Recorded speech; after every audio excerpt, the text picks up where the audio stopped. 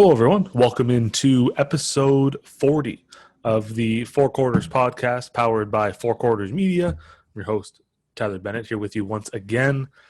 Episode 40 is our CCAA women's basketball spotlight show. Would have been all one show, but again, if you listen to the men's basketball CCAA Cross Canada spotlight show, it turned into a spotlight series because I didn't plan well enough, and After Effects only allows you to make a video up to 3 hours. These 5 interviews you'll hear now far exceed combined 3 hours. So that didn't work out. So we had to adapt on the fly. So each episode will hear this same intro. We'll have its own kind of moment to shine, if you will. 5 coaches from across the CCAA and a player in this one as well. 1 coach from each conference, and then we're joined by a player in Quebec in the RSEQ. But with the men's, we went from east to west, and this one, we're going west to east. Start off in the Pac West, joined by Camosun Chargers women's basketball head coach Justin Thiessen.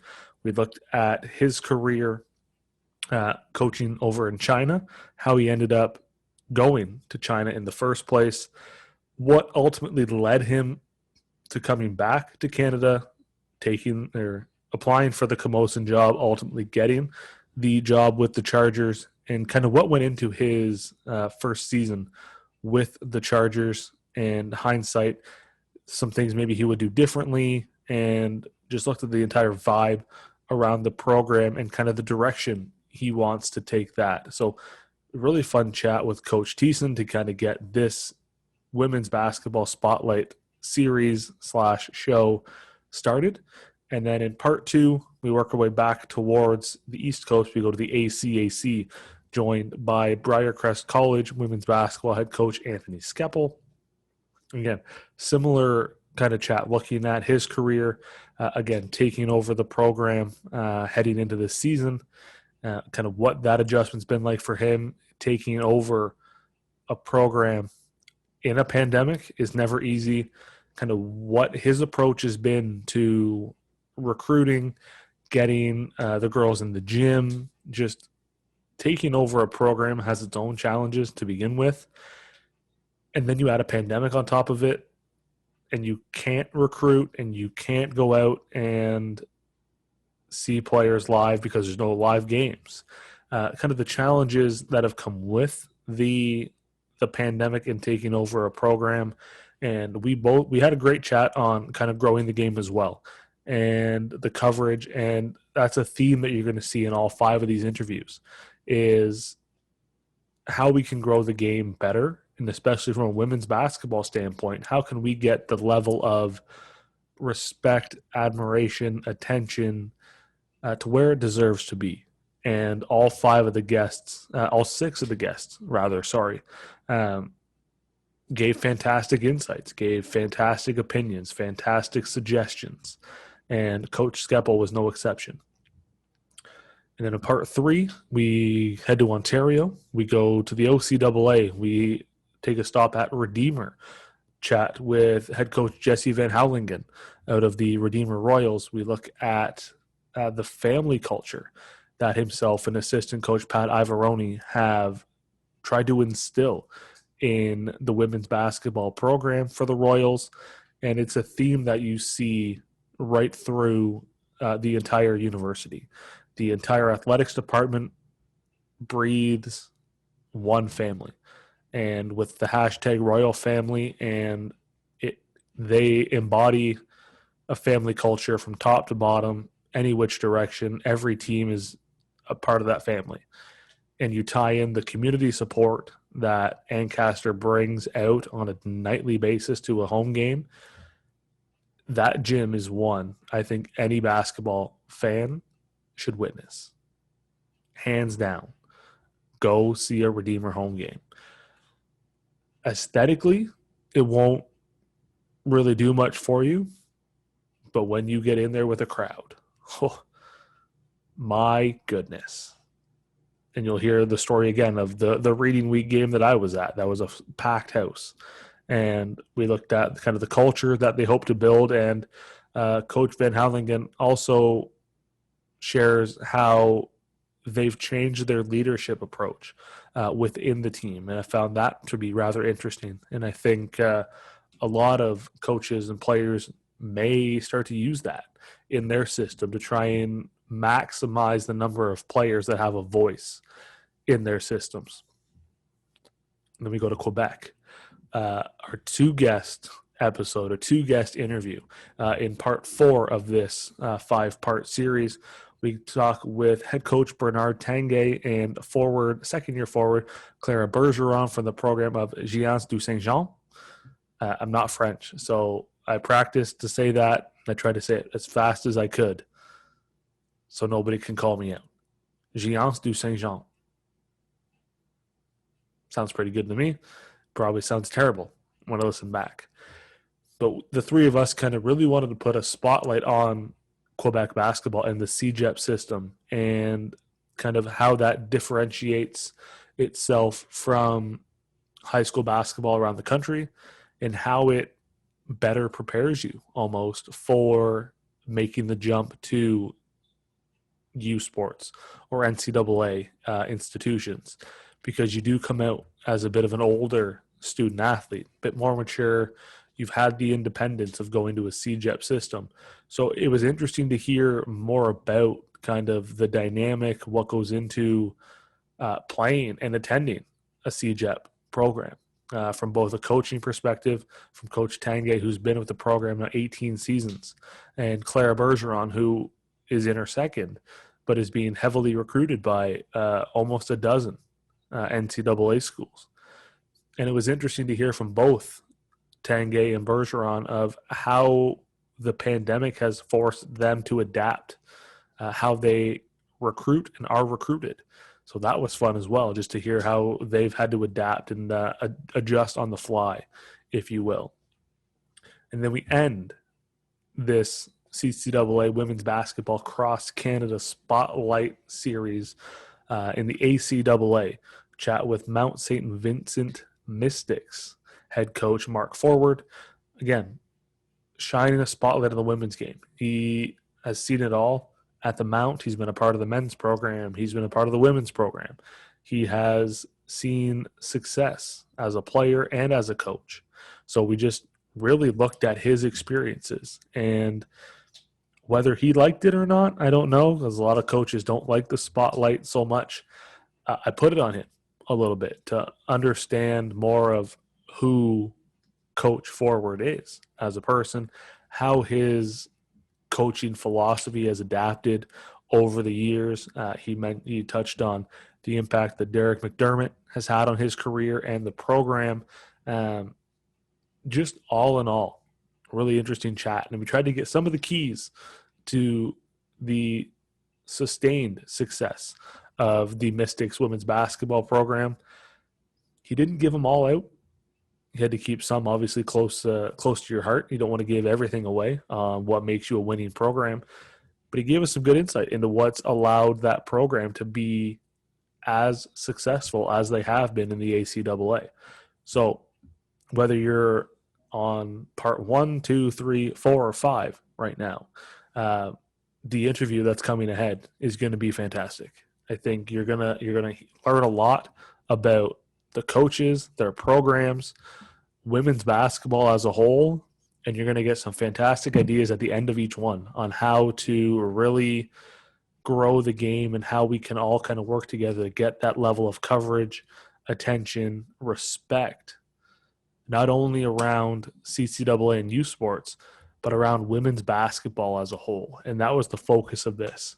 So with all of that said, get set for now the interview with myself and whoever is scrolling along the subject line of this episode that you've clicked on. And hopefully you enjoy it. Cheers.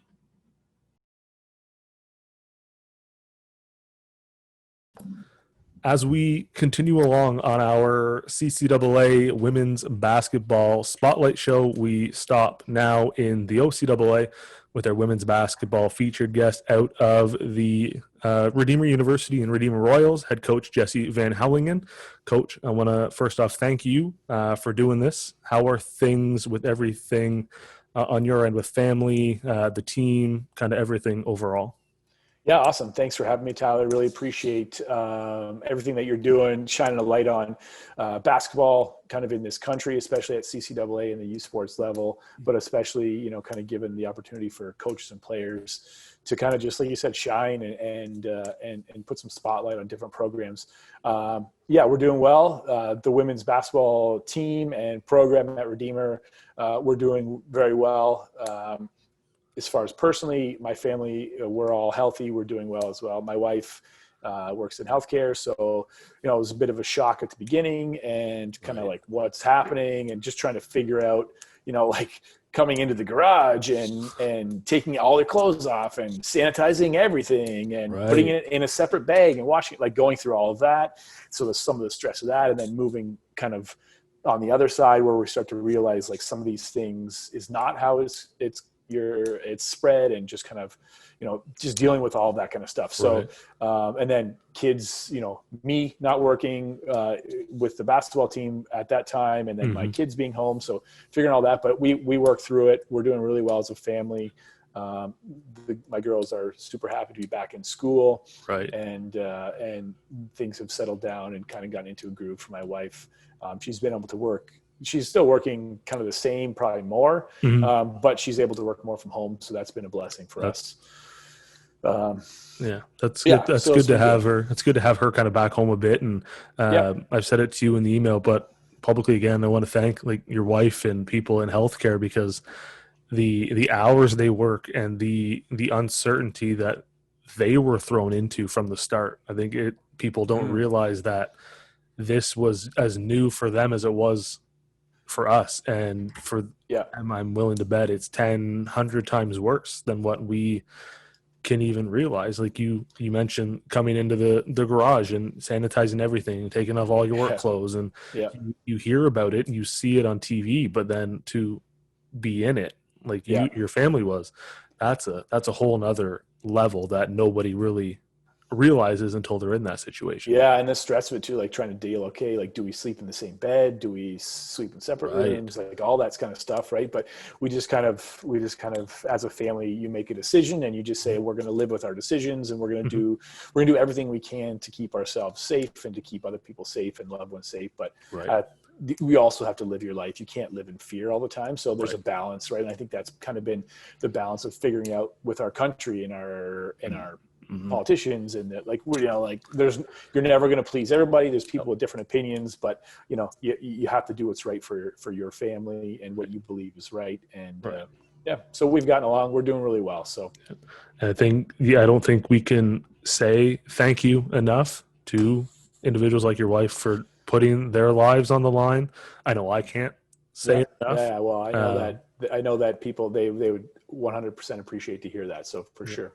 I mean, because like we wouldn't be anywhere close to where we are if it wasn't for the healthcare workers putting their lives at risk every day, going through these family challenges with trying to figure out everything, how to navigate it, because they're trying to navigate everything on top of work in the healthcare system is overloaded at the start. Whereas individuals like myself, like I'm not in there. I'm told to work from home. I stay home. Yeah. Like at the level of challenge and change and unpredictability that comes with that, I can't even fathom a thought. So big thank you to your wife and everybody else doing anything and everything they can on those front lines in healthcare to keep us as safe and going towards normal as much as we can. Yeah. I definitely second that for sure. And I don't think it gets said enough. You see healthcare workers leaving everywhere, right? And they're burnt out. They're leaving their jobs, and it's not said nearly enough as it should be. Yeah, people have a short memory, I think, sometimes. Like it happened early, right? Like where people are on their balconies and clanging pots and all this stuff, but that quickly ended. And then, and I get it. Like people, they get back to their lives and the news cycle and things change quickly. But Yep, for sure. I totally agree. It seemed like everybody did it for like that week or a couple of days because it was the thing to do. And then once, you kind of do it once, you say, okay, I did my part. I said, thank you. And Yeah. away I go and move on. And that's not how it works. And No, no. And I think that goes for a lot of things, right? Like even like this, like the idea, like we're talking about basketball and how do we promote basketball, women's basketball, men's basketball, like it goes through cycles, right? Okay. Nationals are there. And I've heard you talk, I've listened to all your podcasts and I love listening to all the different coaches and players. And Nick, you've said before, like nationals happens and there's a spotlight on it and then it's gone. And then for 6-8 months, there's no talk. And then it comes back and it's something happens and then it comes back. Like that goes for basketball. That goes for the whole Black Lives Matter movement. That goes for all this. Like it's cyclical. Like people, all of a sudden it's popular and people pay attention to it. And then people do these things, post black squares, like whatever it is. But then the next cycle is gone. The next week it's gone. Something else comes along. So it's just a matter of, how do we continue to support all of these things and shine a light on all these things? How do we continue to, like you said, to thank our healthcare workers and frontline workers? How do we continue to promote basketball? How do we continue with all these different social justice movements, all these different things, so I think it's just a matter of like, what is it that you believe? What is it that you're passionate about? And really to put your time and effort into there, but also not to forget about all these other things. Right. So yeah, it's tough. Like it's tough, but I think that we just do what we can for those of us that believe in those different causes or different movements or different whatever it is. We just continue to not let the light fade and to continue to shine a light on it. Yeah, certain things are social media trends, like your throwback Thursdays. Those type of things are your trends, your TikTok dances, whatever. Yep. Posting a black square for Black Lives Matter is not a trend just because you want to feel like you're a part of it and posting a black square and then the next day you've moved on. That's a conversation that continues nonstop. Thanking healthcare workers is something that continues nonstop. And like you said, people have different beliefs in whatever. If you don't believe something, don't post it just to feel like you're a part of the bigger picture and then move on and go back to normal. It's almost doing the whatever it is you're promoting a disservice because you're fake promoting it and then you're going against your own beliefs, and it just totally focus. Yeah, like you said, focus on what you believe in. We all have different beliefs. We all have different ways of thinking and whatever else. Do what's right for you. Don't do it just because you feel like you should because everyone else is doing it. Do it where it comes from a place of goodwill, not because you feel like you have to. And then there's certain things that are just right. Like if you don't believe that, then you're in the wrong. Like there's certain things that are just right, and there's no negotiation. I don't know why are we talking about this? There's no negotiation here. It's just right. So but we can talk on that for hours. So you see stuff online all the time, and you just I don't know. I just shake my head and that you think that it's 2020, and we are still in a place where a lot of these things aren't the norm. Yep. And we don't seem to be any closer to where we should be than where we have been in the past. So it's like people are just going through the motions now at this point, and they need to put those words and the verbals into actions and make the change that they say they want to see, and not just put it out there and then move on and hope someone else does it, because it doesn't work that way. Nope. And it's not going away. And like you mentioned with this, like I sound like a broken record at the end of every episode, asking people the same question and the same answers come up. But it's true. Like there's so much that can be done. So many people want things to be done in basketball to grow it in our country. But again, like you said, nationals comes around and then everybody's like, ooh, basketball. And then it ends and they're like, oh, what do we do now for 7 months, 8 months? And then you hear rumblings in October, November. CCAA, you don't even hear any rumblings until not even nationals. I mean, it's a rumbling around the 8 schools that go. Yeah. And then after that, it's like, okay, well, we're done. This has been fun. Yeah, there's no national attention to the CCAA nationals. It's painful. It is painful. And both of us being in the OCAA, you see it on a daily basis. It's a struggle. It is. It is a struggle. I know it's a struggle. I'm going to throw it in now. I'm going to throw it off the top because we're already on it. Because we're going to talk about growing women's basketball as well, with yourself being a father of 2 daughters that both play basketball, coaching women's basketball yourself at Redeemer. How do we get more people kind of paying attention to our game, to get the level of attention, respect, kind of admiration, maybe not even, again, not to like wake up the next day and we're going to have national attention on Sportsnet Thiessen. That doesn't happen. And I mean, I don't know if it ever will anytime soon. I just don't think I don't know how to say this without offending anybody, but I don't think they really care. And it's a bad look, I think, to be your Canadian sport networks and there's no media attention on a league in the CCAA that has over 60, 62 or 63 schools across the country. Yeah. Any ideas or suggestions from you to try and get that level, which I think is going the right direction from youth sports and CCAA as a whole, but keep it going that direction and get it going to where it should be?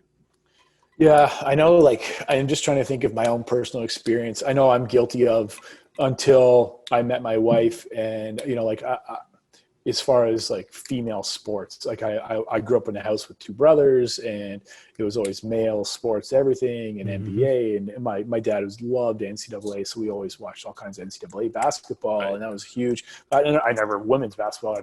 I couldn't have nothing. I couldn't nothing. Right. And it's not until like I started dating my wife in university, and my wife played varsity water polo, and so I started like, oh, what's water polo? I didn't really know what water polo was, and it's a vicious sport, like vicious, like ridiculous. She had like chipped teeth and black eyes, like they're ridiculous. Rip each other's bathing suits. But then I started to see like, okay, like they're putting in they're putting in the same amount of hours as a basketball player is as when I was playing basketball at Redeemer. Like she's putting in the same amount of hours for her sport, and it's just as like there's just as much competition and drive, and so I'm just like, so that's kind of when I started to like, oh, like, okay, look at some women's sport. And then you know, obviously now being the father of 2 daughters and them getting into sport, you know, like trying to get them in to find their passion. Like I'm not going to push basketball on them, because even though like I was like, please play basketball, but you know, like, but you know, but yeah, like just trying to figure out like, and I'm trying to think, why was that? Why didn't I never know about any type of women's sports or follow any or hear anything? Well, I think one is because it's not mainstream. It's slowly changing. Like the WNBA is slowly cracking the mainstream media sports. It's cracking that. Our women's hockey and soccer is ahead of our basketball. Like hockey is kind of a little bit further, but just because they've had success. Our women's soccer team has had some success over the past 8 to 10 years. So I think it's slowly starting to come. But yeah, like I think unfortunately it's all about money. Yeah. And that's sad. Because there's so many amazing female athletes in this country that don't get the credit or light they deserve. You know, we're slowly starting to see like our super high performance athletes, like it's in soccer and hockey, now with basketball, with some of our you know, our national team. You know, Kia Nurse is obviously huge around where we are from, you know, like in Hamilton, and kind of that whole scene of basketball. So it's becoming a little bit more like, I forget what show was it on, Kia and her family, I forget what it was. They were spotlighted on TSN. What was it called? I forget this show, but I watched it, and I watched it, and I was like, my daughter needs to watch this. Because, you know, my eldest daughter's 13, and she needs to see Kia Nurse, who is you know, just a real high performance basketball athlete who's now starting to make a career out of this. Not that my daughter I'm pushing her to make a career out of basketball, like but just saying like, listen, like you can play a sport. There's success like for a lot of a lot of females, I think it's just a sport they play in university, and then there's no aspirations to play or to make a career out of it, where I think that's slowly changing. So how do we make that mainstream? I don't know. Right. It's unfortunately all about money and letting young women see that it is an option. Right. But how do we get there? I don't know. I don't know. It's one of those things, like, again, I've said it countless times on here. It's if you can't see it, they can't achieve it. And I think it seems like, especially in Canada, I'm sure it's the same in other countries as well. If your women's national programs are doing well, you're going to hear about it. Yeah. But if they don't, if they bow out early in a tournament or on the Olympics or whatever, you don't hear about it as much. Whereas on the men's side, if they finish first or eighth, you're going to hear about it regardless. And they're going to break down where they went wrong, yada, yada, yada, the list goes on. The women's team doesn't do well. It's just going to be, okay, they lost in the quarterfinals to Germany, yada, yada, yada, and you're done. You're not going to kind of break it down to that level that they would a men's game. Oh, hockey is like, if a hockey team, if they finish last wherever, I mean, that's all you're going to get. TSN is going to be 60% men's hockey team that didn't do well, and then give you this, that, and the other thing, a little bit of women's, and then you're done. Yep. And they're going to replay, like ahead of the World Juniors, they're going to replay years of games on TV, whereas the women's IIHF World Championship, you're not going to see old games. You'll see the semifinals and the finals of that year, and that's about it. Yeah. And I think there's lots of live women's sport going on at the time. NCAA, you know, like for all the way from basketball to soccer to WNBA to hell, even tennis, women's tennis is going on at the same time as men's, and you'll flip on any of the majors, any tournament that's on TV, and it's going to be men. And they'll put on your Serena Williams or your Naomi Osaka's, and you'll get 2 or 3 women, and then it's back to men's tennis. Yeah. I think it's, you know, I mean, it obviously has to start with just, there's got to be an inspiration in our younger generation. Like my daughters are 13 and 10. Like, how do we inspire them, and how do we give them role models, people to look up to? And that's been a huge piece for my daughter, you know, like wanting to play basketball. Like my oldest daughter, Ava, you know, she obviously has around the team. Like we talk about family all the time at Redeemer, and she's around the team all the time. Obviously not this year, but the last 2 years. And, you know, like Toby Brinkman played a massive role in my daughter's life, in her desire to play basketball. Like my daughter wears number 10 because Toby wore number 10. Okay. And like every time at home games, like my family would obviously come and watch. And then after the game, like Toby and some of the girls would sit with my daughter. My daughters would always sit with them and watch the men's game, and they would talk. And so it was just this big, like that, I think, is where it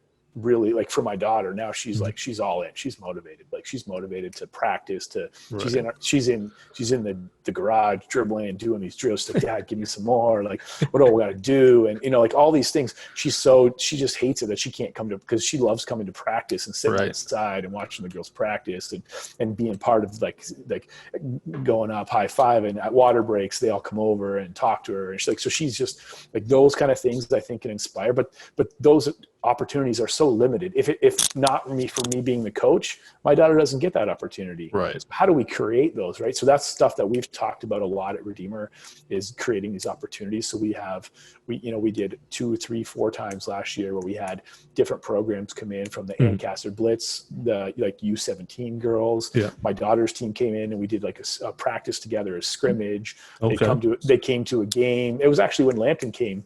My daughter's team came. Okay.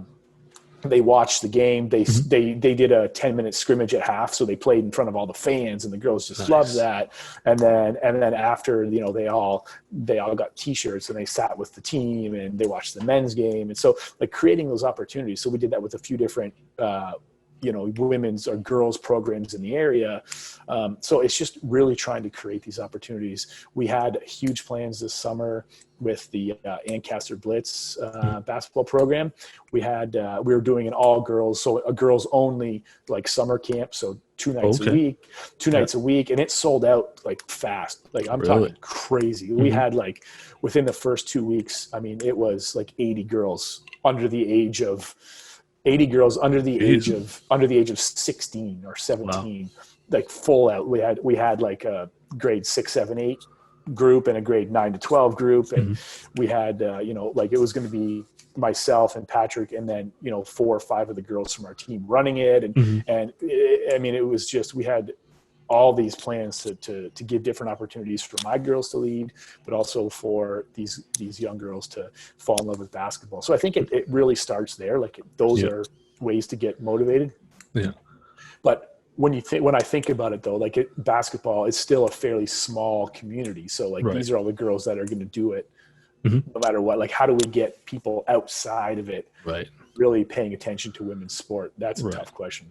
Right, because you saw the game kind of grow a little bit with the Raptors run, obviously, and kind of it pulled in kind of everybody from all over Canada because we wanted to obviously see Canada's team win. But then again, we saw that kind of drop off after it was over. Everybody kind of hopped on the bandwagon to be a part of the moment, and then the moment passed, and then they're like, oh, well, I'll get off.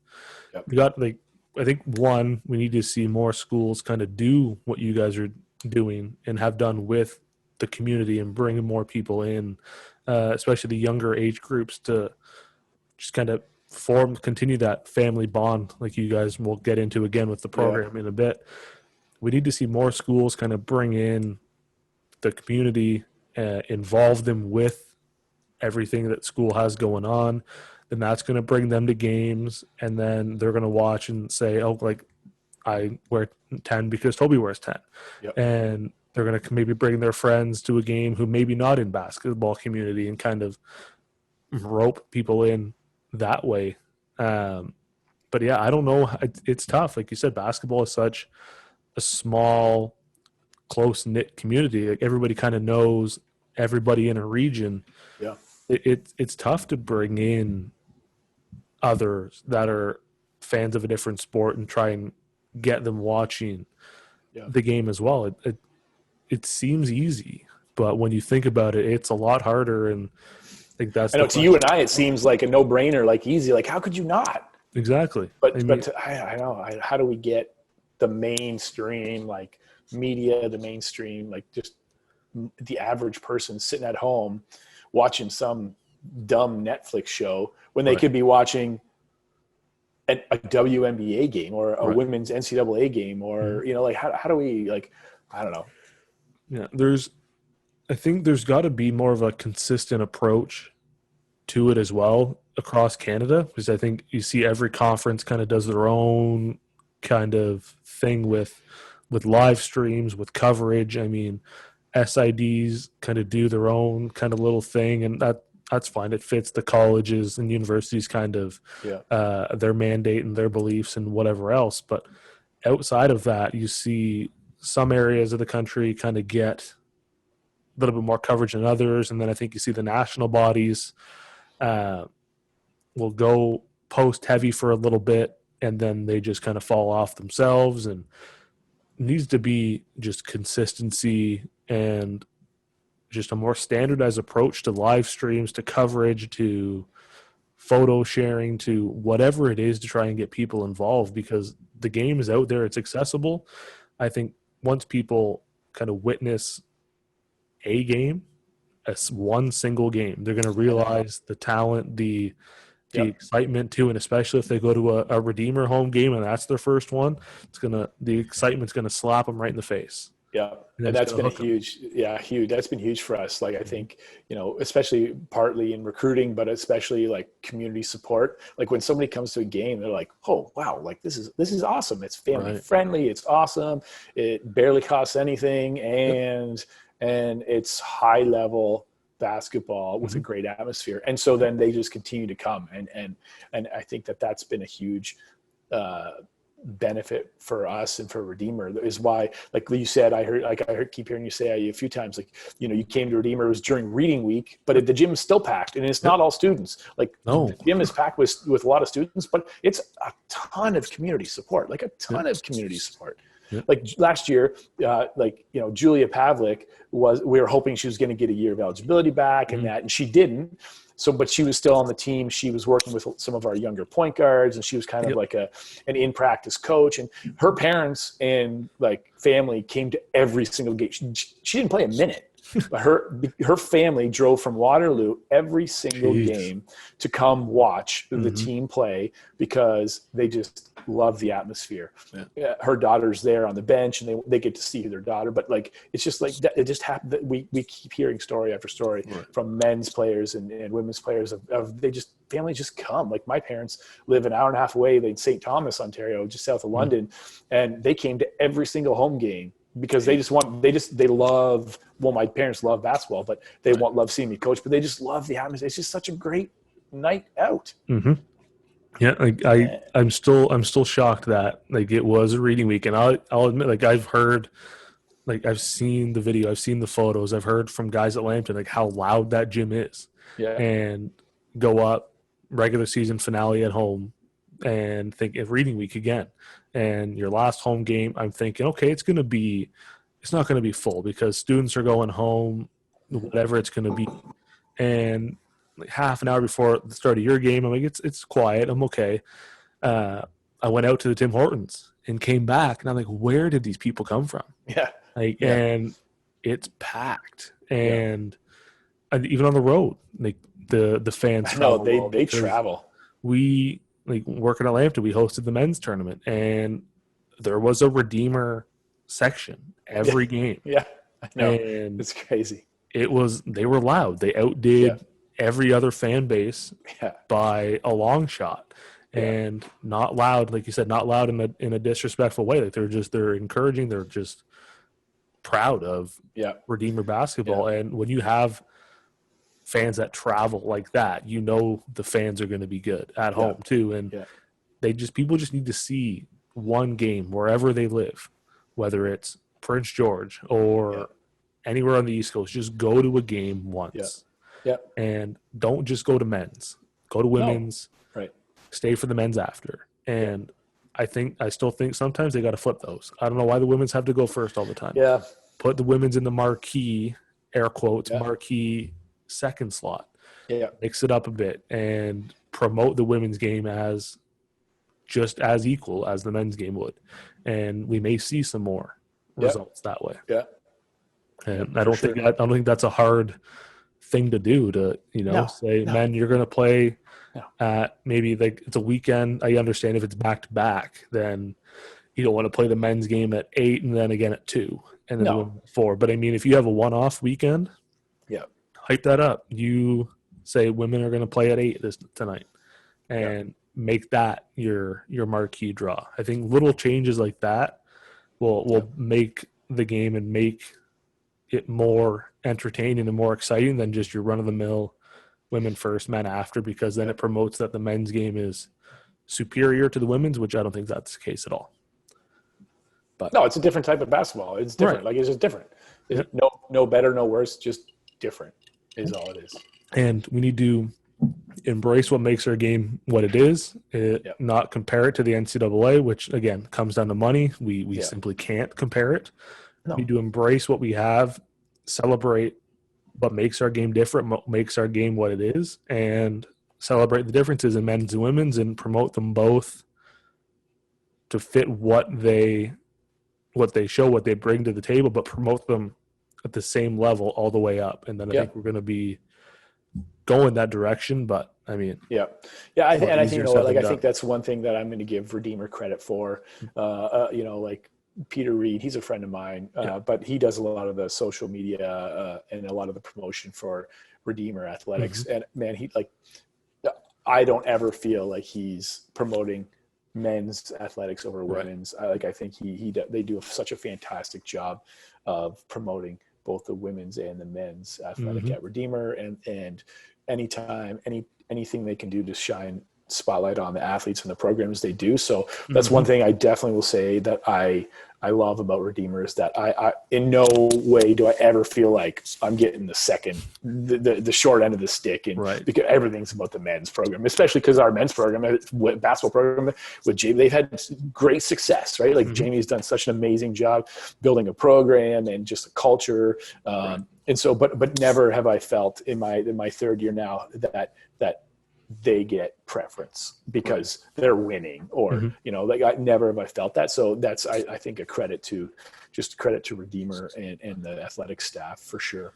Well, I think that that all ties into like the family culture of the program, right? And the entire department as a whole. I mean, one of the hashtags is Royal Family. Yeah. And I mean, like that is embodied all the way through everything that you guys do, like whether it's the women's team staying to watch the men's team coming early to watch a bit of the women's before they have to get ready. Yeah.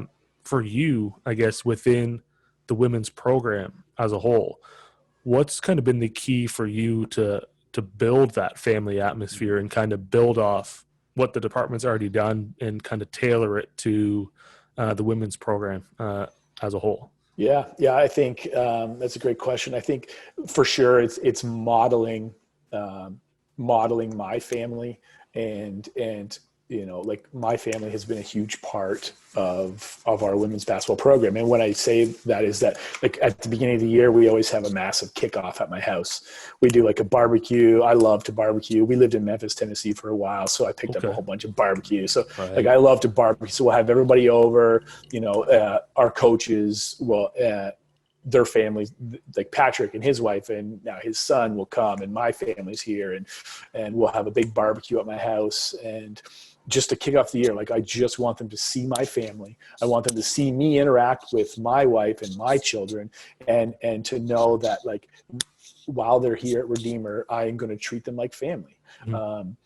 And that, this is a safe place for them to come to play, where they can get a great education and play basketball. And so we do that. We always have a Christmas party. At my house too, we do a big Christmas party where we have like a big potluck style. So everybody from the team brings food, and we just do that. The girls do their own, like they always do like a Secret Santa gift exchange through the thing. And, my wife is known as the Royals team mom. That's what they've dubbed her, right? The Royals team mom. So, like my wife, she's super intelligent, and she just loves to help. So she puts it out there. She talks to them like, hey, listen, anything to do with school, if you ever have anything, like just call me, text me, whatever it is. And I'd be more than willing to help you with a paper, with like whatever it takes. Like we want to support you. Right. And so that happens. And then my girls, obviously not with COVID, but they come to practices a couple times a week. I pick them up from school and I got to go to practice for 5. Well, they just come to the gym, and they're in the gym, and they're there. Right. They sit in the sidelines, they're just sitting and they just watch, they just love. And all the girls in the team just have embraced them. And so I think like just modeling that is just like this, the girls on my team just say like, man, like your family is amazing. And I said, like, it's nothing special other than the fact that like, we're such a huge part of each other's lives, and we want to support each other and be around each other, and we actually enjoy each other's company, and we just want to support. So I think just modeling that has been has just been a big piece. Like, well, I model it. That's a big philosophy. And then, I think like, it's just this, we try and do a lot of things, and it's just talking about it, right? Like if it's not a constant point of emphasis, then it's easily forgotten. Like same thing we were talking about earlier. Like if it's not constantly put in front of you and talked about, then it's easily forgotten and you move on to something else. So Redeemer from the hashtag Royal Family to the shirts that they had made last year that said family on it too. Like, so we constantly want that to be in the forefront, that this is a family, and we will do everything we can. And the beautiful thing about family is sometimes families are crazy. Sometimes you're annoyed with your brother or your sister. Sometimes you just want to knock them out. Sometimes you want to give them a hug. But in the end, what's the overarching thing is that you're family. And that the family is that you stick together no matter what, and all these things. So that's what we talk about. It's okay to be frustrated with a teammate. That's fine. It doesn't mean that you don't like somebody or that you're like, it doesn't mean that. It means that Mm-hmm. we're growing through this together. But in the overarching message is that this is a family and we have to support each other. We have to be together. Otherwise this will never work. Right. And like you said, like you spend so much time together as it is. I mean, practices, games, weekend road trips, like you're going to get annoyed with one another. It's inevitable. And you work through it. I mean, at the end of the day, you're family. And I know my wife, who's not in earshot right now, will agree.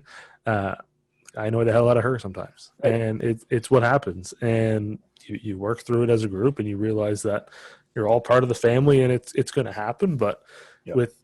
with teams spending as much time together as they do, you want to enjoy the company, and you want to kind of make it fun and not always about basketball. And you have those Christmas parties and the barbecues, and just to take their minds off the game for a couple hours and just, sit back and enjoy each other's company. And it makes the on-court family that much stronger, I think, doing the off-court stuff. And it's always good to kind of showcase some of your barbecue skills at the same time. And show I'm a bit more than a basketball coach. I can cook a bit too. That's right.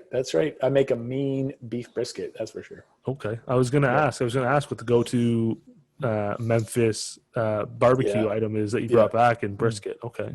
Brisket. It takes a while though. Depends. Like when you cook for that many people, like to make like a 15-pound brisket takes like 20 hours. So on the smoker. So it takes a while, but it's a labor of love though. And it's worth it. And it just tastes so good no matter what it is. I know some to a barbecue. I mean, I know, right? Could eat that all day. I don't know. And that's a big piece of like family, like eating together. That's a huge belief. Like eating together is such a family thing. Like it's such a like just something about breaking. What the idea is, breaking bread together is just like this. That's a family. A family does that. And so like sitting around, like we literally after when I first started, we had all the girls over and we had some small dining table that we had because we moved all over the place for my wife's work. And so finally where we are now, we're settled. But I was like, we had this small little dining table. I was like, this is not if we're going to continue to do this. So we went out and bought like this big 16-person table. Like it's massive, like it's super long. We can fit everybody around it because that's our passion. Like so when people come, like the table's massive and we can fit everybody around it, and we're a family and we eat together and we enjoy our time. Like we were playing board games with my daughters, and they're playing board games with the team. And I had the fire going outside around the fire pit, and it's just this. It's like it's a family event. And that's, I think when a lot of these athletes, when they see that, they're just like, man, it's just a different experience than some of them have had at some of the, a couple of our transfers from bigger universities. Like it just wasn't that same feel. They just were, like you've talked about before, but you were a number at an institution. And then sometimes that even translates into the basketball. Like it's just such this big production, this thing where they just don't feel like, the coach doesn't really know me. Like if I don't know my athletes, like what am I doing? Like, I can give them all the basketball knowledge in the world, but like it's so much bigger than that. Right. And when you get to know them too, then it kind of helps you relay that basketball information, because what so-and-so does and how they understand things are different than someone else. And if you don't know who they are kind of off the court and how they learn and kind of what makes them unique, giving one kind of generic basketball message is going to miss the mark with 9 out of your 10 players, because they learn a different way. Yeah. And some of them might learn better in that group setting. Some might be better off in a one-on-one kind of after the fact. And some may ask questions and some may not be comfortable in a group setting asking questions. And I think all of that off-court stuff, you kind of learn those things about each other. They learn about you as much as you learn about them. And I mean, when you have an event like a potluck too, like it means everybody's involved, everybody's bringing something. Yep. It's one thing to show up and have everything there. It's another thing altogether to tie in that family. Like everybody is bringing something, and you're sharing with everybody. And you're all invested. You're invested in it because you care about what people like. Everybody's bringing their A game. Like, ooh, what can I like? I was like, I say to everyone, like, what do you make? I gotta try. Because you got to make that. And what do you make? Because then they take some pride in it. And then they they sit there and they see me, oh, that's good, right? Like, it's like, then they're like, yes, there's some pride in that, right? Like they love that piece. So so we really try and do that. And like I re-listened to Patrick's a couple days ago, the interview that he had, because I was just like, what did they all talk about again? And that was the whole idea of like, when you just show that you'll do whatever it takes for them, and you'll run through a wall for them, they'll do the same for you. And that's been an overarching, despite our record the last couple of years with some injuries and stuff, like my girls have just played their hearts out.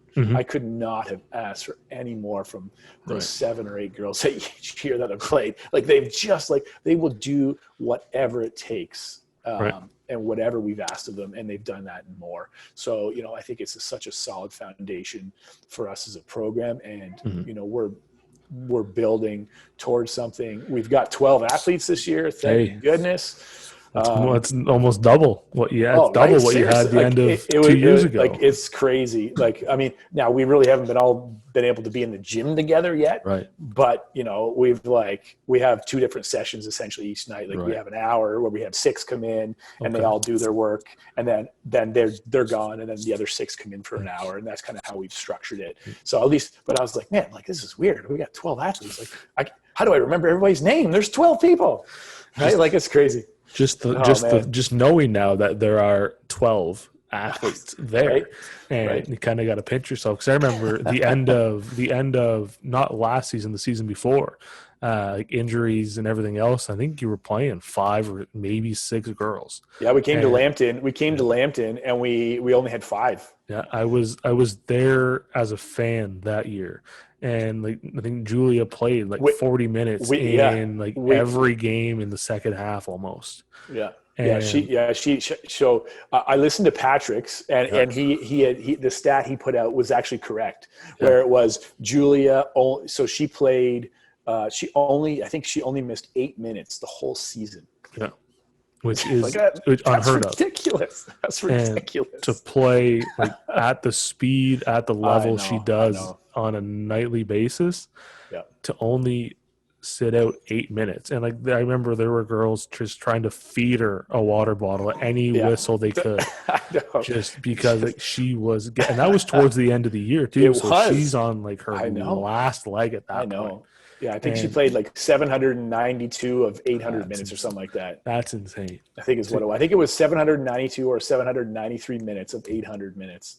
I know, it's crazy. Well, and that's why she's on staff with us this year. So she's an assistant coach this year, and she literally exemplifies what we're trying to build and model at Redeemer. So so she's that's why we're super excited to have her. And then you have I think the family atmosphere too. I think that whole piece is kind of underrated too, because when you have out of town players as well who are so far from their family. So I think you have a player on your roster this year from Nepean. Yeah. And they're not able to go home every weekend and see their family, their friends. So if you don't have that family atmosphere within your team where you can call your coach or text your coach's wife about a paper, or just be around people and just remove yourself from basketball and have that family away from home. Yeah. If they don't have that, that's going to make your schooling 10 times worse, because now you really feel alone outside of practice or a game. Yeah. And to be able to have that, and for these players to kind of still feel a part of something off the court, that does wonders kind of for their mental health, for their motivation, their drive, because now they're a part of something bigger than basketball. And I've said this countless times too, once the results are the results at the time, but when they're gone, the season's done, they don't matter at all. And what matters is these family moments you have off the court, the barbecues, the game nights, the 100%. The late night chats in dorm rooms with 5 of your teammates, the memories you make off the court stick with you long after the results do. And if you don't have that atmosphere, life's it's gonna be a struggle. Yeah. Here's something that I so in the middle of last season, or near 3/4 of the way through the season, we lost 5 games by 3 points or less last year. Yep. We had a lot of injuries, a lot of different stuff. And so I literally read this to them. And this is, it says, long after the wins and losses, you'll remember your teammates and coaches, the bus rides, the locker room talks. You'll remember how you had each other's backs. You'll remember the relationships and how you needed each other, and especially how fortunate you were to be a part of a team. Yep. Like, I don't remember when my seasons, I don't remember what our records were. I don't know. I remember a few different wins where they were like highlight moments, but beyond that, I can't tell you what our record was every year. I got no clue. You know what? Who I remember is guys that I played with and guys that I'm still friends with, and those relationships. I remember the trips to the Sioux, the long bus rides, the hotel. Like, that's what I remember. And that's what I'm trying to help my girls understand. Like, I will do everything in my power to help us win basketball games. No question. I want to win. I'm competitive, but it's so much bigger than that. And it's your experiences. It's the bus rides. It's the hotel stays. It's your late nights when your guys are hanging out in dorms together. It's those events. Like, that's what you will take with you. The relationships that you're building you will remember that. You will not remember every single game, every record. That's so it's much bigger than that. Right. I, like, growing up playing hockey, like, never played a minute of basketball in my life organized. I only remember one record ever, and it was the one year I broke my ankle. I only played like 6 games out of 50.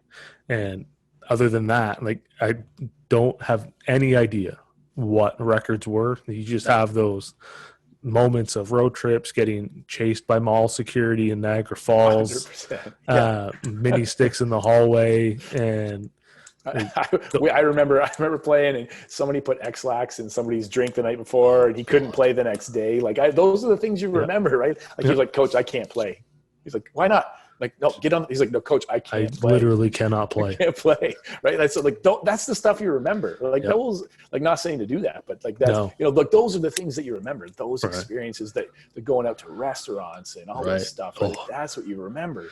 Getting chased, like they say, being ridiculous in a hotel. Like, I remember one, I think this was in high school, but we were actually here in Hamilton, and we were at a hotel, and we took the mattresses from like all 6 rooms, and we put it all on the floors and on the room, and it was like, basically, it was a big wrestling match. We played we did like a WWE Royal Rumble, right? Like, literally, like, it was just like guys flying off the beds, flying elbows, like. That was when The Rock was big, the People's Elbow. People's Elbow. That's a highlight that stands out for me. It's not even basketball related, but it's the guys I played with, and those are some guys I'm still friends with. And we get together and we talk about it. Like, you remember that when we did that? Like, those are memories. So yeah, for sure. It's just it's just really trying to help them understand, because when you're in it, the losses are magnified, the wins, like, sometimes you just can't see outside of that. And for me, it was partly that until later, I didn't realize how important those moments were and how big that was. I was just so focused on the wins and losses. So it's just doing whatever I can to help them understand that it's not all about wins and losses. It's like, we preach character a lot. Character.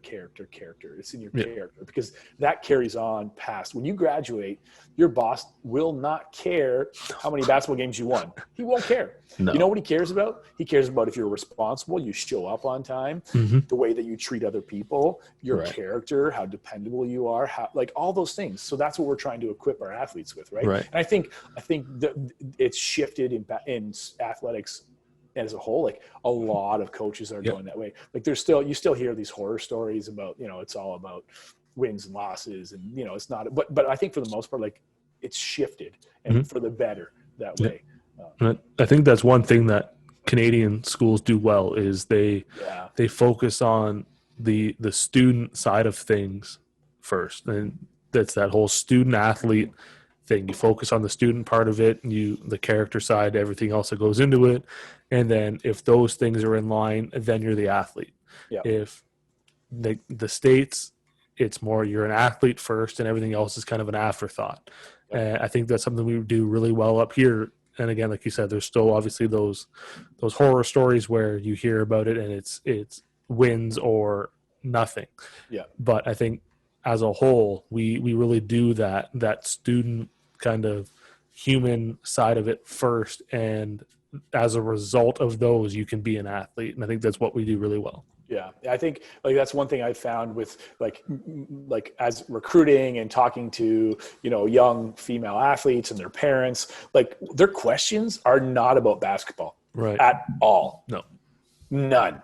They want to know, like, I'm a father. I have a daughter. I want to know that she's safe. She's going to be taken care of, that she's going to get an education. Right. Like basketball is like last on my list of things, of questions I want to ask about. Right. Like it's so like in this recruiting, like half the time I'm not even talking about basketball. I'm talking about here's who I am. Here's how I treat my athletes. Here's how we set them up for success. School is first. I will never ask them to miss a class or practice ever. Right. I will never, like, we have a night class. Oh, I can't come to practice. Like we build that in, and I totally get that. I'm not going to say you have to skip your night class. Like that's ridiculous. Right. Yeah. Those are the questions that I'm getting. And that's what I found, like this recruiting thing, just trying to figure it out. Like, but that's what I found. Like, they just want to know that their daughters are going to be taken care of. Right. They're in a safe place, and that their schooling is important to us as an athletic staff, right? Yep. And so obviously basketball comes up. Once they know that, then we can get into the basketball stuff. But until that's answered, if I just go right to basketball, they're done. They're out. Gone. Yeah, you've Gone. lost them. You've lost them Gone. right away, because basketball is a result of everything else. And I mean, if they know they're safe, they know they're going to be part of a family and taken care of off the court, then they'll talk about basketball, because I think for a lot of them too, like, education is going to come first, and maybe basketball is kind of a distraction or diversion from everything else in life. And maybe they want to do this with their schooling, but they enjoy basketball and everything else. They want to find that balance. But they want their kids to be safe, because heaven forbid anything happens, and then all you talk about was basketball. They're going to be like, well, what the heck did we do? Like, why did we send them here? Yeah. And you're spending 4 years at an institution, and touch wood, they get hurt or something, then basketball's gone. Yeah. They still have to fall back on those other facets of life. And if they went there for basketball and didn't fit, then you have the whole find a new school, transfer, and then it just snowballs out of control. Whereas, like you said, you address those human side things a bit first, basketball as a result. Yep. You're going to find that fit much earlier than you would if you went for sport only. Yeah, for sure. And some people sometimes, I think there's a stigma around it that's a weakness thing. Like, well, that means you're never going to win basketball games because you're not focusing on basketball. And I disagree. I think, like, Jamie's proven it, for one, at Redeemer. And there's so many coaches around the country, a lot that you've talked to, that you've talked to on this podcast, that I know would feel the same way, who are, like, not every program can be a winning program, because otherwise you would not have so, basketball, it goes in waves all over the place, right? And I truly believe, like, we are building towards something. We've already got some big name, like, in my opinion, I'm super excited even about an incoming class for next year. Like, we've just got a lot of stuff happening at Redeemer where I keep getting contacted from athletes, and a lot of it is my athletes spreading the word.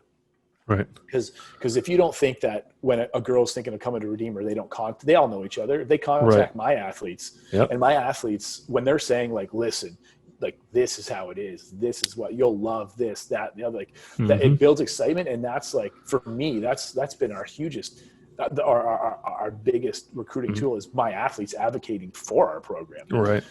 And so I've, like, over the last month or two, I've had, like, multiple girls contacting me, a few transfers, a couple for an ed program. I'm just like, oh, wow. Like, I was like, I haven't dealt with this. Like, whoa, too many people. What am I doing? Yeah. Patrick and I are like, whoa, what's going to happen? Like, we're gonna have to cut people next year. Like, what is this?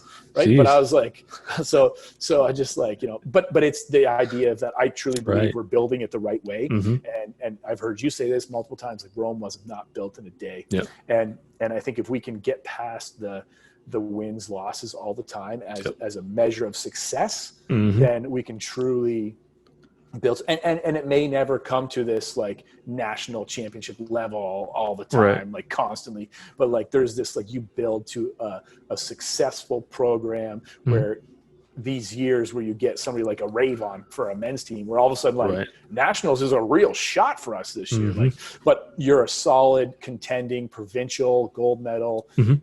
team year after year after year. But then there's these years where you just get these Right. athletes that just take your program to the next level. Mhm. Right. So we're kind of at the point where I believe in our women's program, where we're building on to make a successful year after year program at Redeemer. And then there's going to be those years or two where all of a sudden you get these couple athletes that just take you to the next level. Right. But Right. you don't go from a 2-win season to a 19-1 season. No, like almost doesn't. never happens. It doesn't happen. Right. No. So like it's this incremental growth, this incremental building of a program and doing it the right way. Mhm. And I think that's kind of where we're at as a program. And the Right. girls, like the 4 or 5 new recruits that we came in this year, like they're just their character is just amazing. The work ethic, their character, they just fit. Like I've heard from a lot of the girls that were on the team last year, like, man, like these rookies and some of these these girls, like they're such great teammates. And that's one thing we've been preaching too about being a great teammate or a great leader. Like these are just great teammates. Right. And it just builds like the level of excitement and energy and work and practice has just been crazy. Right. So, and I think too, like you mentioned, you don't go from a 2-win team to a 19-win team overnight. And I think on that too, similar to that, there are other measures to success other than being a national championship contending team every year, because only 8 teams make nationals out of 60 something schools. And you get if you make that success point, then there's a lot of teams that fail every year. Right. And which is not the case. Maximum of 2 teams from a league go. Yeah. And the OCAA, I think there's 18 or 19 women's teams. So 2 out of 19 go nationals. Yeah. That's a small percentage that go. And it's not going to happen every year. And you have to kind of look at other measures of success, whether it's increasing on your wins from last year, if it's getting this many like academic awards as well, because that's a big piece. And kind of have to be realistic with different programs. And again, nationals, that's what you're obviously every school is working towards. But if that's your only measure of success, you're going to be in for another rude awakening, because only 8 teams make it every year. 10% of your league at most can go on. It's a lot harder than it seems. Like it's, we win our league, go to nationals, yay.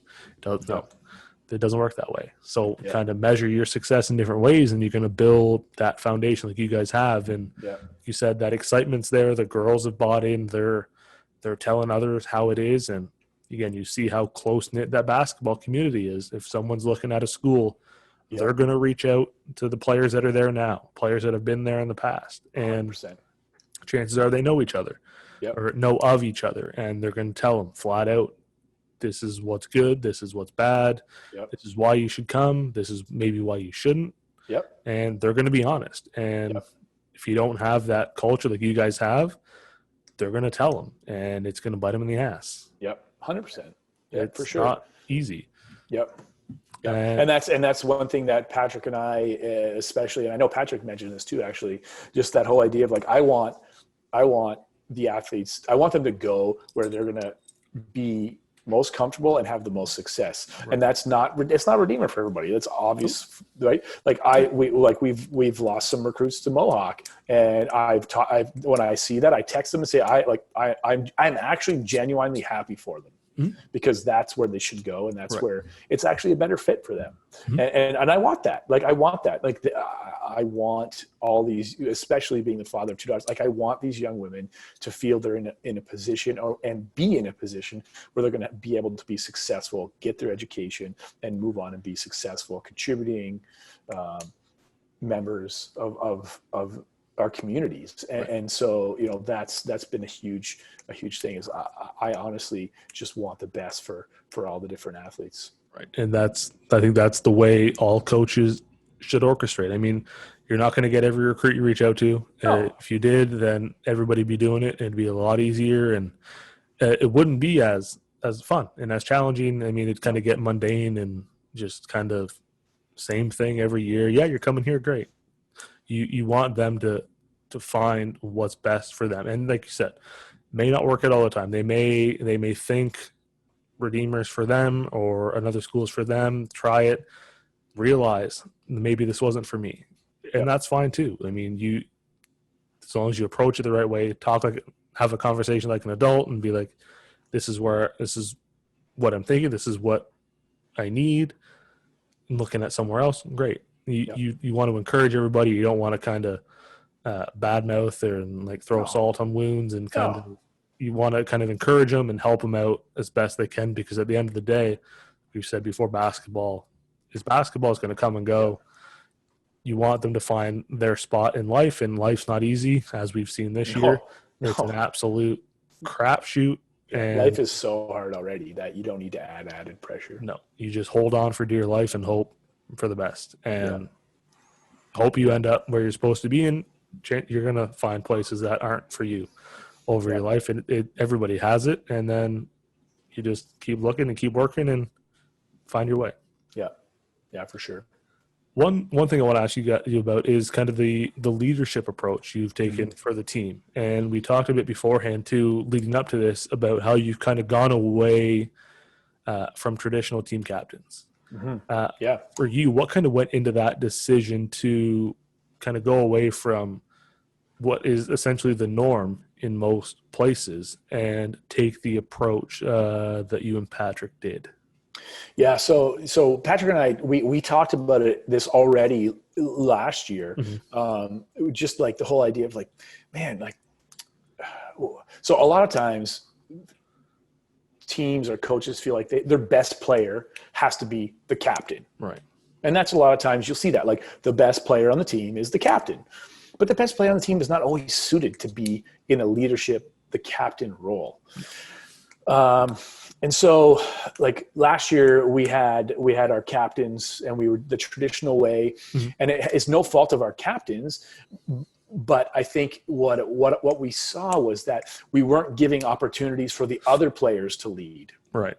Meaning, like, there was some other girls, like Katrina Martin, who was a third-year player, she wasn't a captain, but she had so much to give.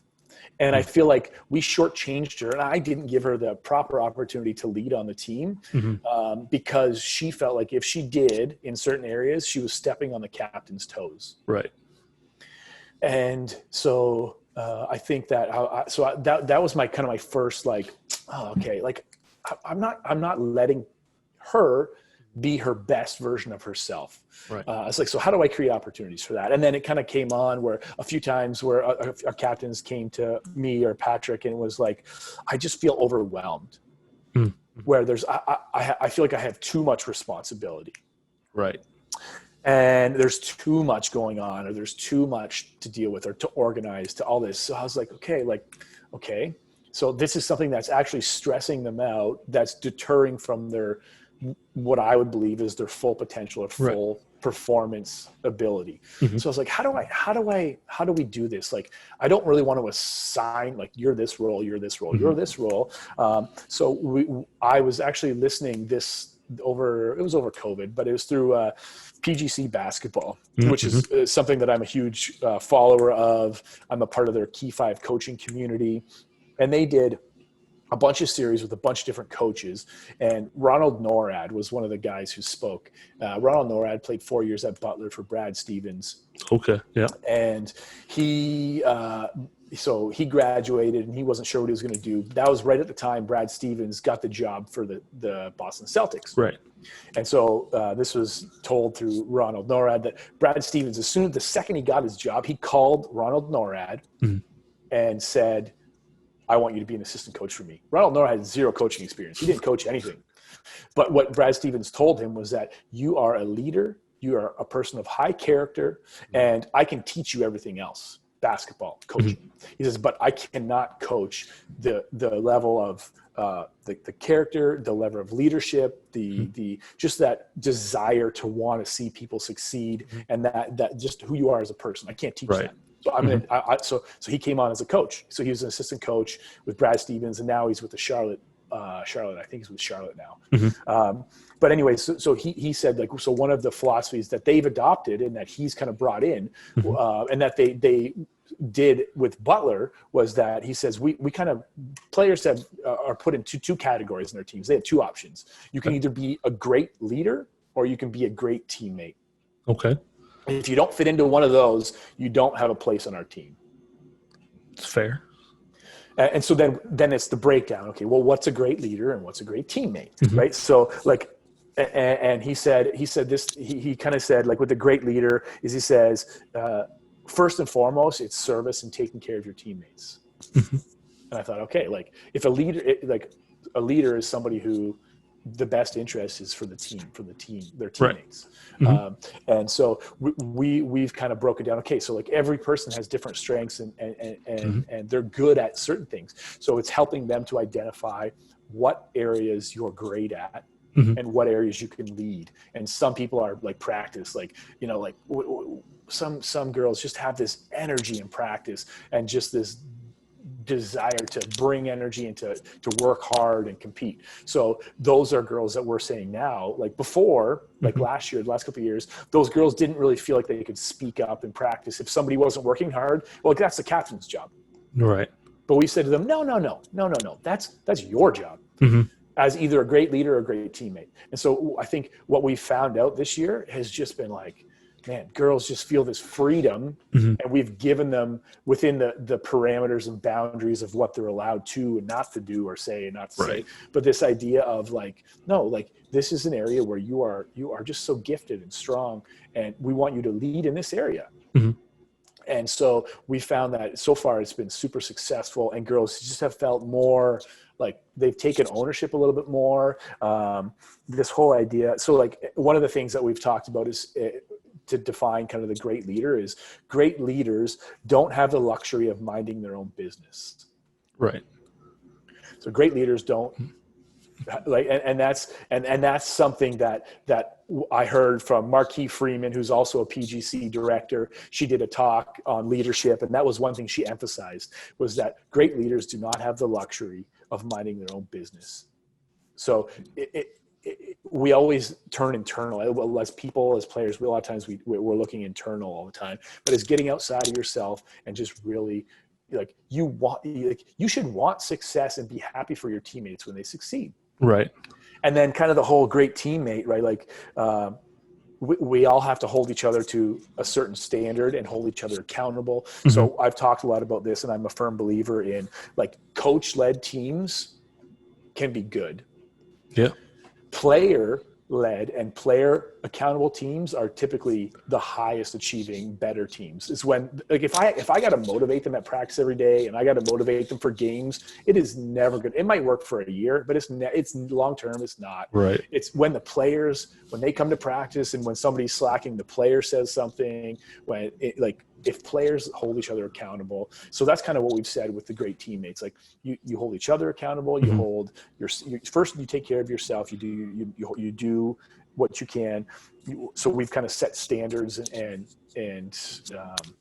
what we expectations, and then we say hold each other accountable to this and commit to that, right? And commit to that. So and we do that every Monday before practice in our huddle. It's called Commitment Mondays, and they each make a commitment in front of each other. So they each say, "I commit to this week in practice. I commit to this." Right. And then I say, "Okay, good. Hold each other accountable to that." Like when you so this girl has said, "I'm going to do this in practice to the best of my ability," and they're not. You need to say something. Right. And so we do these things like we have Team Tuesdays, we have Wellness Wednesdays, and we have Thankful Thursdays. So we go through this beginning of every practice. This is what we do. What can you do for the team this week? What do you commit for the team? Wellness Wednesdays. Alex Webb, who's another assistant coach now for us, she does like a wellness piece. Like how do you take care of yourself through all this? And then Thursdays, what are you thankful for?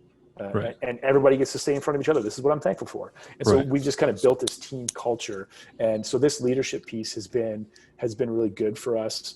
That's kind of my background, kind of I worked so I was a youth director at a church for a while, but I also helped run a nonprofit organization in the St. Thomas, London area. And we ran like a youth center. So I did a lot of leadership development.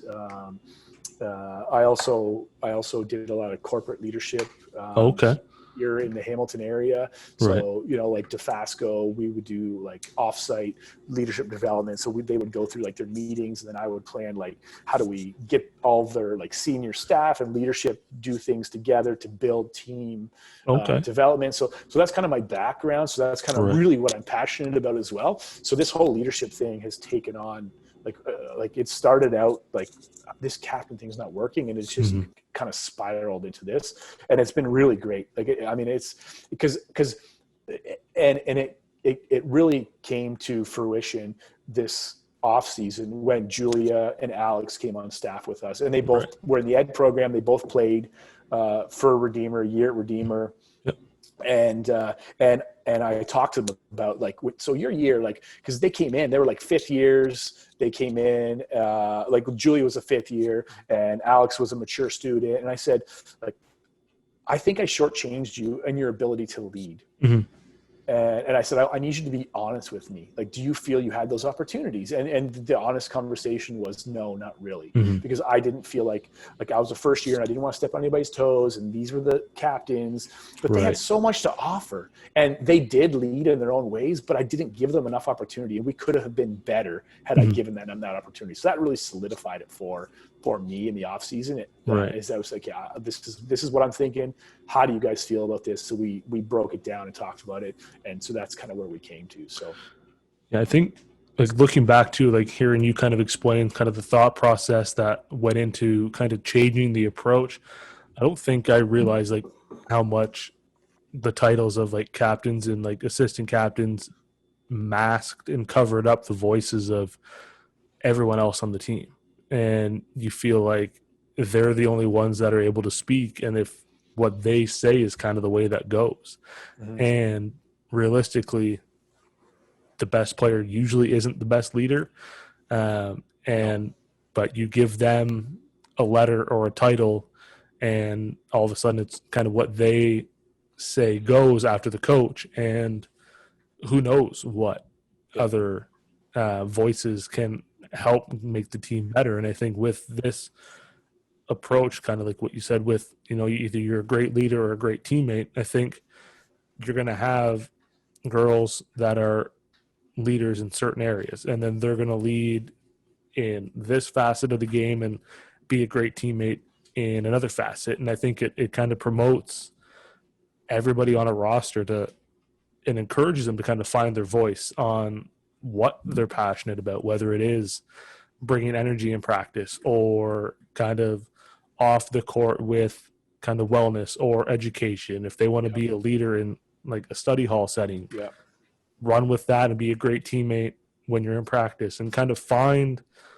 a way you can lead and kind of find your voice as best you can. And it kind of promotes that. Whereas the artificial titles don't do that. No.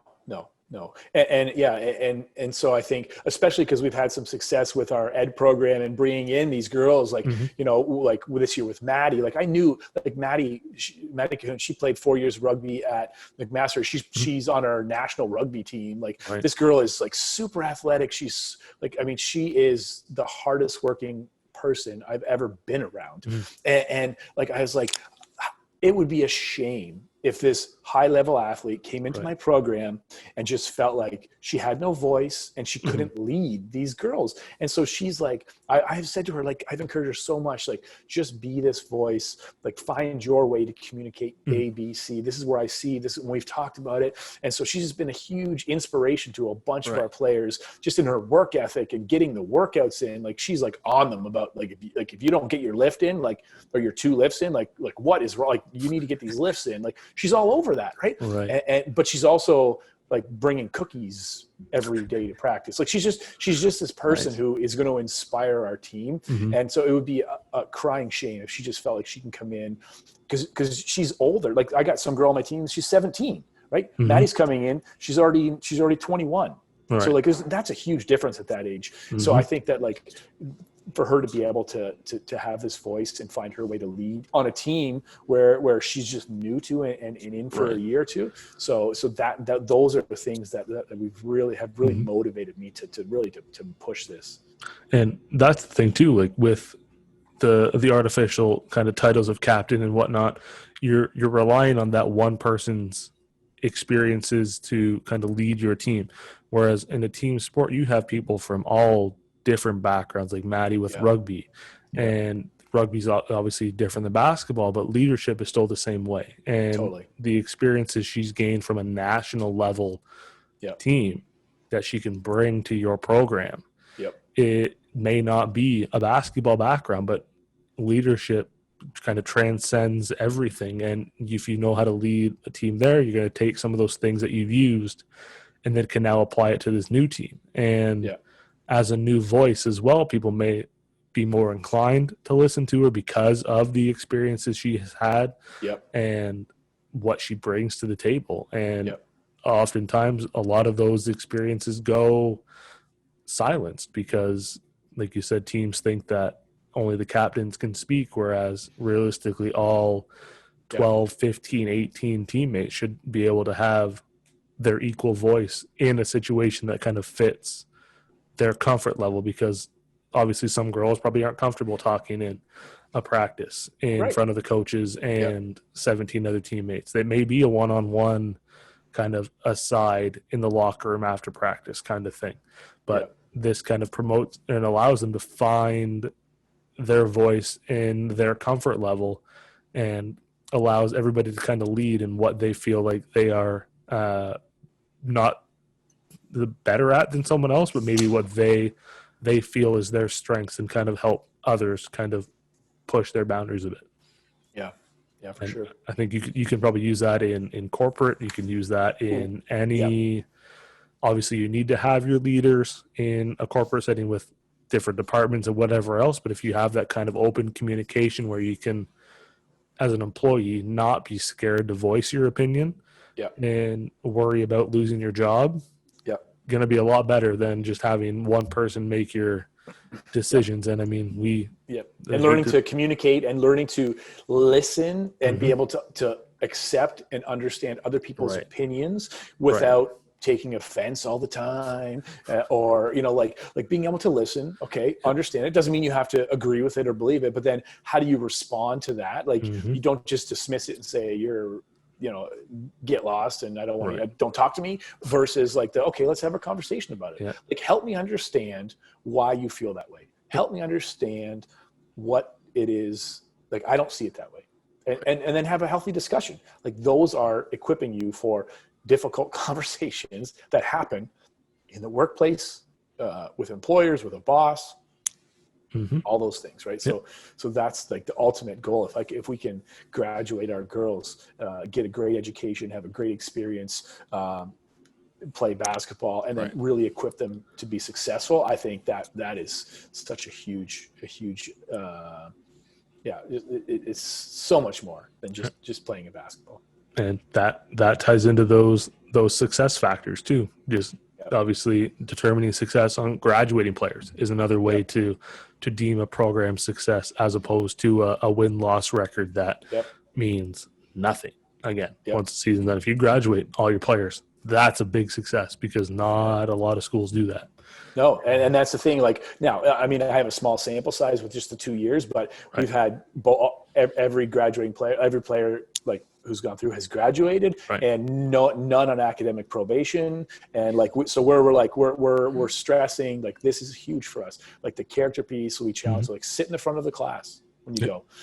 First day, go talk to your professor. Tell them you're an athlete. Tell them that you may miss some class for games and travel. Tell them that you are still, you're so super committed to this class and you want to do everything you can. So if there's anything that you can do when you miss, have those conversations, because I'm telling you, that goes such a long way. If I'm a professor and that girl comes up to me on the first day of school and introduces themselves and is polite and respectful and says, this is what I am. I know I'm going to miss some class, but I desperately want to get I desperately want to work hard. I desperately want to do that. And so what is it that if you email that professor and say, I need an extension for a day or two, guarantee he's going to give you that day or two, because he knows you've built that, you've shown that. And and you obviously have to model that throughout the year, but Right. so those are the conversations we're having with our athletes. Like, you need to do those things. Like, that goes such a long way, because that translates when you get a job and something happens and you say, like, listen, this is the situation. And, like, people are willing to, to listen, but it's just this idea of communication and respect. And so, Right. And the first impressions you only get one of. that's right. And right. I'd much rather make it first day when you kind of say, this is who I am. This is what's like, I'm going to miss a game, like a class or two because of this and whatever else. And I'd rather do that than email the professor a month into the semester, never having talked to them before. Be like, yeah, I'm an athlete. I'm in your class. You may have seen me around. Like, can I get an extension on this? They're probably going to say no. Exactly. And I mean, if you introduce yourself, like you said, week one, and then you're in the front, like first or second row every week, they're going to recognize, they're going to see that you're still actually here every week, even though you are an athlete and have a lot going on. Yeah. When time comes when you may need an extension, they're going to look back and be like, she's been in the front row every week. Yeah. She talked to me first day. Like, I know who she is. I understand she has a game today. Yeah, like if you want to submit it by the end of the day tomorrow, that's fine. And just first impressions go a long way, and might as well make it count. Yeah. It's not, doesn't seem like a hard concept to grasp. Apparently it is, though. There's a lot of young people. I And know. and email etiquette too. I can go on that too. Just my the goodness. worst. Why put everything in the subject line? I was just going to say the exact same thing. Why can't you just put what it's about and then put it in the content? Literally use the line for what it's for. Subject. This is not the content line. This is a brief 3-4 words. And then, the whole big white space down below, it's meant for something. Maybe try it once in a while. I mean, again, goes easier said than done. It seems like a straightforward concept. Like, I mean, it walks you through it step by step, but then emails that you're trying to read a whole subject line, it's in black bold and there's just white space.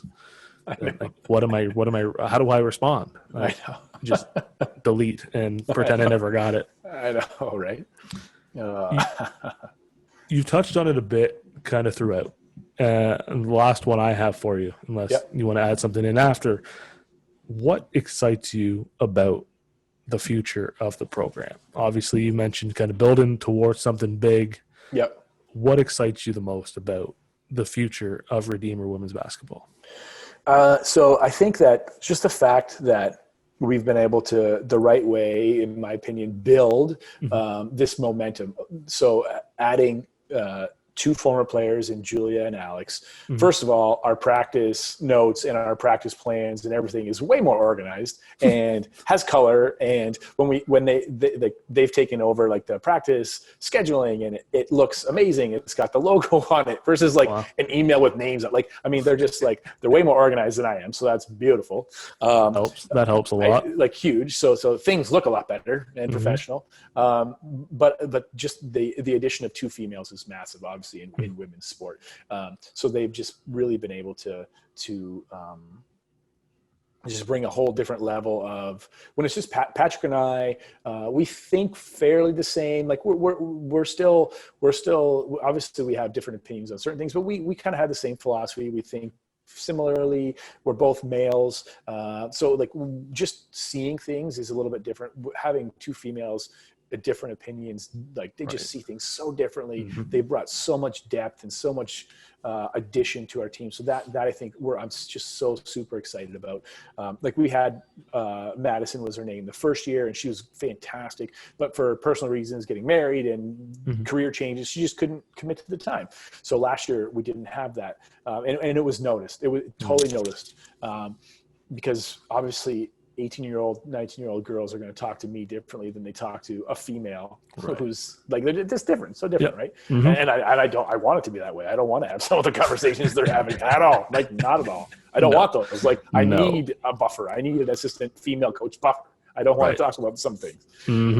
So that's been the first thing that's really excited me. Just the level of just a different level that they're bringing to practice. To like, I mean, they're out. We got music going during practice, and those two are just dancing on the center court, and they're talking. And then, you know, when we're doing individual work and free throws, they're just chatting it up with them. Like, they're just the personal piece of getting to know. Like, that's just bringing in. Like, we just care about the athlete, and they're helping to model and to really show that. Right. And they've got some credibility because they've played, and they're both, you know, it's just so, and they're both teachers. They both graduated from the ed program. They both just got jobs. So like, this is how they're built. They're teachers. Right. Mm-hmm. And then I think what's really impressed me is that over the last 6 months, we've had some recruits that have contacted me that have said to me, I reached out to so-and-so on your team, and they have had nothing but good things to say about you and your staff and your program. And I would love to talk more about coming to Redeemer. And for me, that says it all. That's got to feel good. That says it all. Like, I just, that to me means I believe now, I know that I'm doing something right. And you know, like, obviously, like, winning always helps recruiting. Like, there's no doubt, right? National spotlight, winning helps recruiting. So like, we're in a bit of a grind, you know, trying to like figure out what our niche is. Obviously some of the ed program has been successful for us and that, and really like just talking about different transfers, like saying, hey, like, there's these fringe girls that are getting recruited to youth sports that don't play for 2 or 3 years. And I was like, we're a university, we have the same program. Like, I know you could come and contribute significantly to our program. So like, just trying to find different ways to recruit, but it's just, it keeps coming back to this character thing and the family piece. I'm just so excited because the word, I think, is getting out amongst, they all know each other, and when any of our girls are contacted, it's just they continually have been just talking about the program and just excited about the program. And that's with 2 wins last year. But they're excited to play at Redeemer and excited to be a part of it. So that means I think I've done my job. But my commitment is just the same as them. Like, I spent so much time over COVID. Like, I just spent so much time investing in basketball and my knowledge and my depth of understanding and trying to get better and all this stuff. So, but I think that's the biggest thing that excites me is just the momentum that we've built with the program and how we're doing things and the word and how my players speak about the program. It's one of those cliches again. Like, if you build it, they will come. And I mean, you've built that family foundation. You've built that culture that resonates with every player. And then when a recruit or a transfer reaches out to them and then they hear about the family atmosphere, they're going to look past the record because that's what they see first. And they think, okay, like, this maybe isn't the program for me, but then they hear about kind of what you guys are built on. And that excites people because they want to be a part of something bigger than a basketball team. And when you have that foundation that you guys have that is so rock solid and ingrained not only in the program but the school as a whole and the community and everything around Ancaster, people want to be a part of it. And that's an easy sell. But I also, now I see, like, you guys have now doubled your coaching staff from 2 to 4. You've doubled your roster. Things are going up. I don't know how. I don't know how you're going to keep track of everybody. I really don't know. I know, right? Like, seriously. Like, I've got 12, and they're all returning next year. Well, no, sorry, Kat Martin graduates this year, so we lose 1, and then so like all of a sudden I was like, okay, I'm talking to a few different athletes and recruits, and I was like, man, what am I gonna do with all these people? Peter's gonna have to bring on some help just to try and get everything out there. Socially. I said, hey, Peter, you better wash off those other 8 jerseys we never used for the last 2 years because we're gonna need those. Gonna have to find them in the back wherever he stores them. Just to hope. Well, and then you guys got the new gear and the new look this year. Hopefully they ordered enough jerseys to fit a full roster. He did. He's got 14 jerseys, so we've got enough for a full roster. Okay, so hey, things are, like you said, things are looking up. You're building towards something. Like I said, the equal treatment. The men have that many jerseys. He got the same for the women, knowing that we're building. So you have to just in case times like this. You know, go from dressing 5 towards the end of the season 2 years ago to now potentially having a full bench. Like the chairs are going to be full. I know. You have to longer walk down the bench too for you. And Pat, I know. I don't know what it is. I'm like, I got more than 2 subs to think about. What is happening? I don't know how I'm going to deal with that. Yeah, it's gonna be an interesting walk. Steps are going to be more in a day now because you're going right? 3 further down and see a different angle of the gym that you don't normally see. It's going to be exciting times. I know, right? My goodness. Seriously. Anything you want to add in that we missed on what you've got going on, Redeemer, Memphis barbecue, anything you want to add in? I'll kind of leave the last word here to you if there's anything we missed as well. No, I don't think so. I think that like the basketball community is such an amazing community. I've got so much, like so many coaches are just willing to share whatever they have. Like that's like, so, you know, just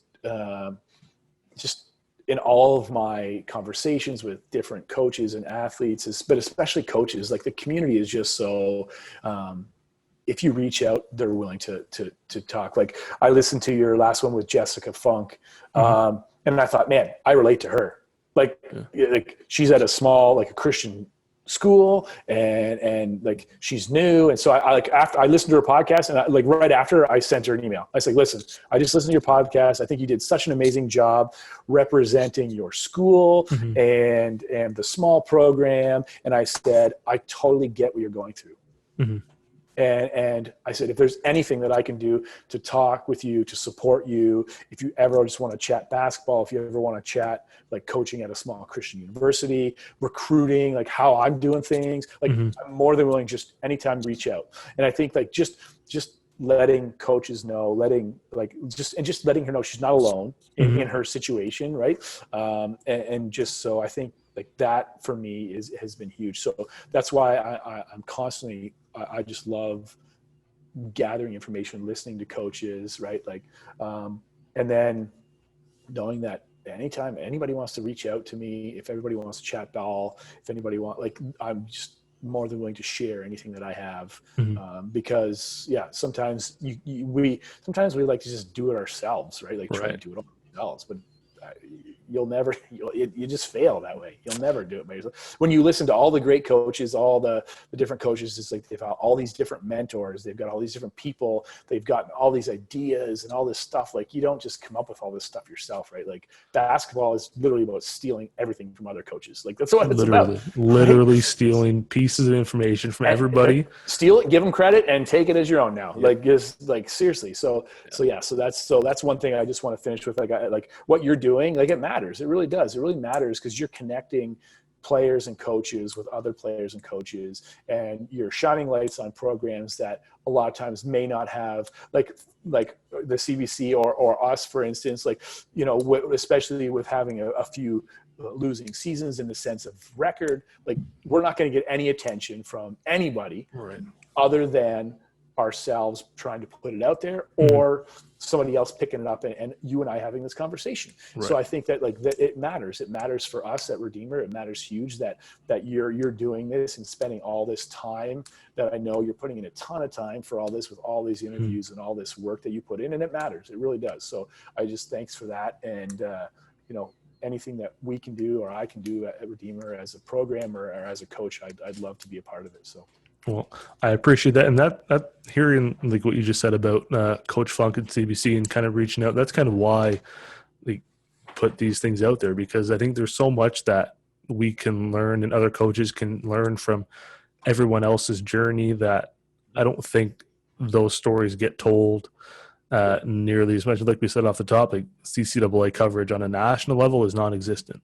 Yeah. So you've heard me say it on here before, how many of these stories go untold over 4 or 5 year playing careers, coaching careers, just kind of hearing how somebody ended up at the position they are, kind of the journey they went through to get there. People can relate to that. And like yourself and Coach Funk, because both coach at a smaller program, a Christian-based school, had some losing seasons, like people relate to that. And now you guys have connected and can now bounce ideas off one another and understand what everyone else is going through. Because in the OCAA, like, the only religious-based school is Redeemer. So what you guys do for recruiting versus what other schools do is entirely different. Totally. And now that you guys have that connection with being that similar school size and what the faith and everything else that goes into it, now you guys have an understanding with someone else. And those stories, I don't know if we would have known that if there wasn't an outlet to do it. But hearing you say also too, like, we try to do it all on our own, I need to listen to that more often, because and the whole, if we try to do it all, we fail a lot. Well, hello, just you should have just said that to me right after the fact, and we would have been all over that. But you can't do everything, right? You can't do everything. You could try, but you'll never get, like, you'll set goals and you'll always want to do so much, but it's so hard to accomplish that by yourself, right? It doesn't necessarily mean failure all the time, but it just means you just aren't able to do what you want to do. And it's probably not to the success or as good as it is, as good as you'd hope it'd be. Like the quality, there we go. The quality isn't where you want it to be when you stretch yourself so thin, and 24 hours in a day, you got to sleep and work, and I'm just describing myself at this point. Like, just working 3 different jobs, doing this on the side. That was not the smartest thing to do in COVID. Right. But here we are. Here we are. With the way life has thrown curveballs this year, you just sit and hold on, hope for the best, and hopefully you land on at least one foot when it all said and done. I know, seriously. We've been just so fortunate at Redeemer just to have been able to be in the gym. Like, I keep and my athletes and the girls just have been, like, they know that too. Like, listen, there's a lot of schools that just are not in the gym. We've just been super thankful we've been able to get all this time in the gym, working on game, getting better, getting to know each other. There's a bunch of coaches that barely have met their new recruits and incoming players. And I said, that's tough. Like, that's tough. So, and we're happy that Redeemer has, like, a lot of their students are in class. Like, they're in class. They're at the school. Like, it's been huge. And it's been super successful. Like, Redeemer has done absolutely everything they can to make sure it's done in a safe and in a great way. The athletic department and all the protocols and stuff like that. Yeah, just been fantastic. So, yeah, we're super fortunate to be in school. But then, because we're one of the few schools that are in class, right? It is a different experience for sure than online, and being in the gym, being able to be in the gym this whole time. So you appreciate everything you have, especially this year, and you just take it day by day, because it all changes. And if they give you the more leash, you take it. If they reel it back in, you go with the flow and hope we get a season next year. Because I know. Like, we were in the gym, and for a couple of months there, we were in the gym, and then the athletes didn't have to wear masks because they were at individual nets and they were doing this, and there's no contact or anything. But then the last 2 weeks, because we moved to the red, Redeemer said, no, all athletes have to wear masks, even while they're practicing. And everybody's like, I don't care. I'll wear a mask. Yeah. If it means I'm in the gym, I'm wearing a mask. I'm in the gym. And I was like, man, what a great response. Like, what a great response. I'm in the gym. I don't care. I'll wear a mask. I don't care. I'll wear a hat. I don't care what I have to wear. If I can get in the gym wearing a mask, I will. Most athletes would be more than happy to wear a mask shooting if it meant being in a gym. Yeah. Because no one wants to be the reason why they lose that privilege. Yep, that's right. Oh, totally. Oh my goodness. I know, right? So I'm touch wood. I'm surprised it hasn't happened somewhere already. I know. We've most schools have been fortunate that have been able to be in a gym, and you take that with you hold that high, because, like you said, not a lot of schools are able to even get in their campus, let alone in their gym. I know. We shut it down this week. Like, we're done now. We're not practicing from now till New Year, because we're not pushing our luck. We don't, I'm not going to be the team to be the one to ruin it for everybody else. Like, the athletic department, I think they just made a wise decision and be like, you know what? Like, we've had an amazing, successful first semester. We're done. Yep. Kate, Hamilton's kind of going crazy in the Toronto area. We're done, and they can finish school, finish their exams. Go back home. Let's get it. The goal really was to get everybody home for Right. Christmas safe and healthy. Mm-hmm. So let's we're done. And so that's good. So I was like, yep, I'm fine with that. Yeah. I'm thankful we had 3 months or 2.5 months in. Yeah. So Yeah. And now come back in the new year, refreshed, Exactly. ready to go. And Exactly. if hopefully continue on and go from there. Yep.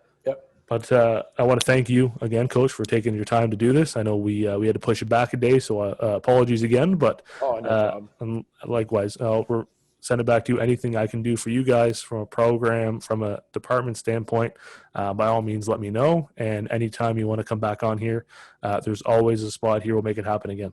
Sounds good. Thanks, Tyler. Really appreciate everything you're doing. I appreciate that.